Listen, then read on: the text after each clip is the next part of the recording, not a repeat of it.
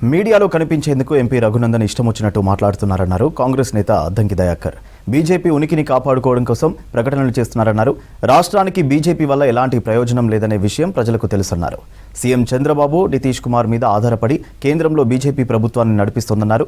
ఓట్ల కోసం రాజకీయం చేస్తే ప్రజలు హర్షించరనే విషయాన్ని రఘునందన్ గుర్తుపెట్టుకోవాలన్నారు అద్దంకి దయాకర్. రఘునందన్ మాట్లాడుతున్న తీరు చూస్తే రోజుకో తీరు ఆశ్చర్యకరంగా మాట్లాడుతున్న పరిస్థితి ఉన్నది. ఫస్ట్ మీ పార్టీలో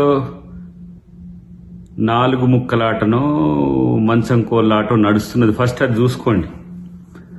ఏంటి అధ్యక్షుని పోటాపోటీలో ఒక్కొక్కళ్ళు వక్తృత్వ పోటీలు పెట్టినట్టుగా ఒక్కొక్కరు రోజుకో బ్రేకింగ్లు చేసుకోవడానికి ప్రయత్నం చేస్తున్నారు. డైవర్ట్ టాక్టిక్స్ అనేది కాదు. ఫస్ట్ మీరు రాష్ట్రానికి ఏం చేసిందో చూసుకోండి. ఫస్ట్ తలా ఒక మాట, బీసీ జనగణనకు సంబంధించిన మాట ఒక మాట మాట్లాడతారు, అభివృద్ధి కార్యక్రమాలకు సంబంధించి ఇంకో మాట మాట్లాడతారు. మీ ఉనికి కోసం చేసే ప్రకటనలు తప్పితే కాంగ్రెస్లోకి వచ్చిన ఎమ్మెల్యేలు మళ్ళీ వెనకకు పోతారని చెప్పి వీళ్ళకి చెప్పినట్టు ఎవరు? ఫస్ట్ మీ వాళ్ళు ఎటుపోకుండా చూసుకొని మీ ప్రభుత్వానికి వచ్చే సమస్యలు ఫస్ట్ చూసుకోండి.